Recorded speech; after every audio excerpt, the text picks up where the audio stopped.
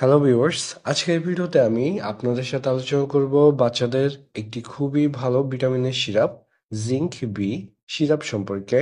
এবং এই zinc B সিরাপটি কি ধরনের ভিটামিন, এটি আপনাদের বাচ্চাকে কি কি সমস্যার জন্য খাওয়াতে পারবেন এবং এটি খাওয়ালে কি কাজ করে থাকে, মেডিসিনটি খাওয়ানোর পরিমাণ, পার্শ্ব প্রতিক্রিয়া ইত্যাদি তথ্য আপনাদেরকে জানাবো। আশা করি এটি আপনাদের প্রয়োজন হতে পারে। আর যদি আপনারা অন্যান্য আরো ভিডিও আপডেট পেতে চান, সেক্ষেত্রে আমাদের সাথেই থাকুন। তো চলুন প্রথমে আমরা এই জিঙ্ক বি সিরাপটি সম্পর্কে জানি। জিঙ্ক বি সিরাপটি মূলত ভিটামিন বি কমপ্লেক্স এবং জিঙ্কের সমন্বয়ে তৈরি করা হয়েছে। এই সিরাপটির প্রস্তুতকারক এসকেএফ ফার্মাসিউটিক্যালস লিমিটেড এবং ১০০ ml এর এই সিরাপটির মূল্য পড়বে ৬৫ টাকা। এটি আপনারা যে কোনো ফার্মেসিতে পাবেন। এখন আপনাদেরকে জানাচ্ছি এই জিঙ্ক বি সিরাপটি আপনার বাচ্চাকে কি কি সমস্যার জন্য খাওয়াতে পারবেন বা কি কাজ করে।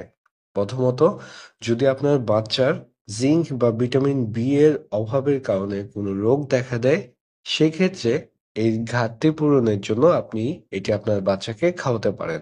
দ্বিতীয়ত, যদি আপনার বাচ্চা শারীরিকভাবে দুর্বল হয়ে থাকে বা তার যদি ঘন ঘন সর্দি কাশির জ্বর হয়ে থাকে, সেক্ষেত্রে তার শরীরের দুর্বলতা দূর করে শক্তি বাড়ানোর জন্য এবং শরীরের রোগ প্রতিরোধের ক্ষমতা বাড়ানোর জন্য এই মেডিসিনটি আপনার বাচ্চাকে খাওয়াতে পারেন।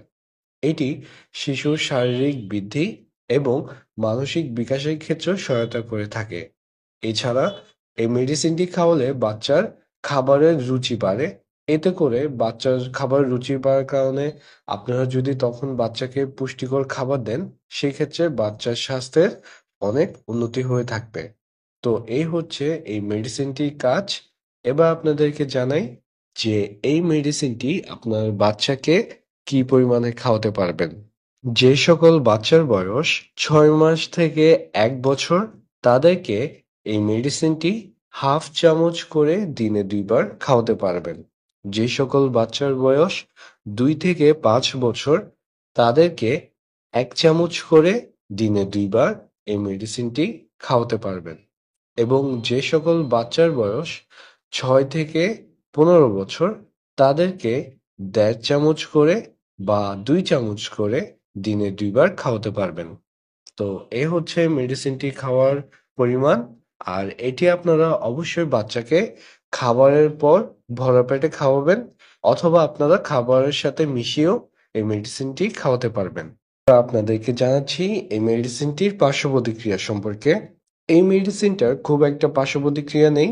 এটি শরীরের সাথে সুসহনীয়। তবে যদি আপনি পরিমাণের চেয়ে বেশি আপনার বাচ্চাকে দিয়ে দেন, সেক্ষেত্রে হয়তো বাচ্চার বমি বমি ভাব, ডায়রিয়া বা বমি হতে পারে, পাকস্থলীতে ব্যথা বা সমস্যা দেখা দিতে পারে। তো অবশ্যই আপনারা পরিমাণ মতো মেডিসিন গ্রহণ করবেন। এবং প্রাপ্তবয়স্ক ব্যক্তিরাও কিন্তু এটি খেতে পারবে। এমনকি গর্ভাবস্থায় মহিলারাও এটি খেতে পারবে। আর আরেকটি গুরুত্বপূর্ণ বিষয় হচ্ছে যে এই মেডিসিনটি আপনারা টেট্রাসাইক্লিন জাতীয় গ্রুপের মেডিসিনের সাথে একসাথে দিবেন না।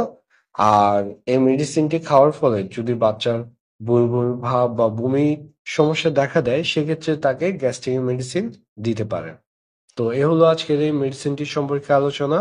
আজকের মতো ভিডিওটি এখানেই শেষ করতেছি। আপনারা সকলে ভালো থাকবেন, সুস্থ থাকবেন। ধন্যবাদ।